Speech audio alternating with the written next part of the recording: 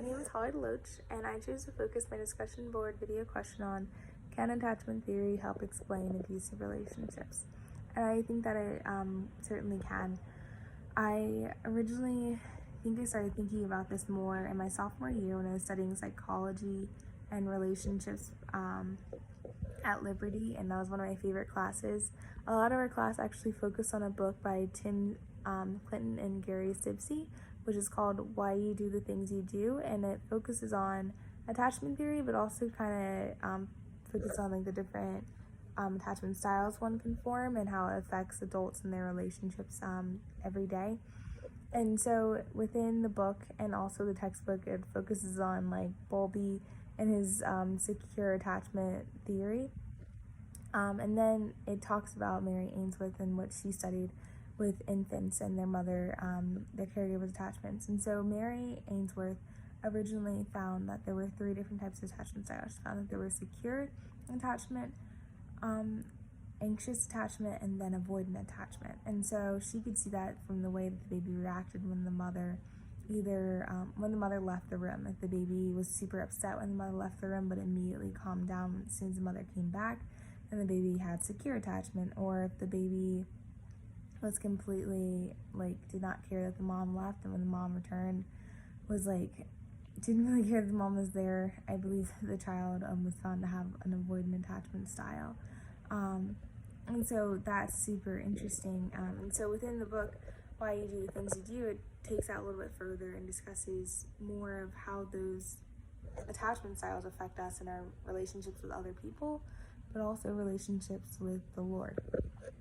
And so in the case of abusive relationships, if someone has an ambivalent attachment style or an anxious attachment style, they're going to be very clingy and very insecure and constantly needing the other person to affirm them in the relationship, and always be with them. And so that can be abusive, I think, in the sense that the other person doesn't ever get any space, and so there doesn't leave room for the other partner to be able to fully kind of live out in other relationships, because that other person's constantly needing reassurance.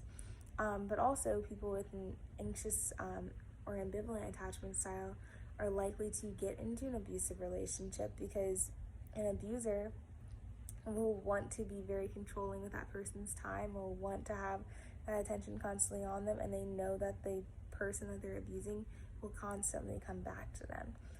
And so I think that depending on your attachment style, it can affect if you get into an abusive relationship.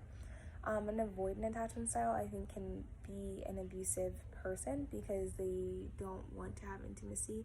They don't care to have intimacy.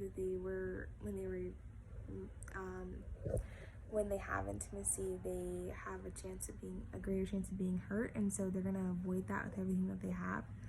And so they are kind of neglecting the other partner in that, and they're not going to go very deep in their relationships. And so I think that can lead to an emotional abusive relationship. And the person with a disorganized attachment style, which is kind of a both thing, that's what Tipsy and Clinton define. It's they have both an ambivalent attachment style, but also have an avoidant attachment style, and it kind of just goes back and forth between the two. Typically, that's formed when a child was in an abusive home and witnessed abuse growing up.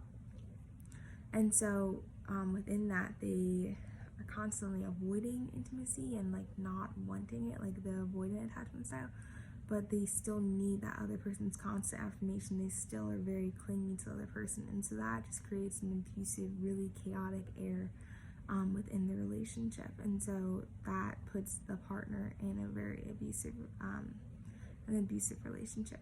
So that is how I believe attachment styles relates to, or attachment theory can relate to an abusive relationship.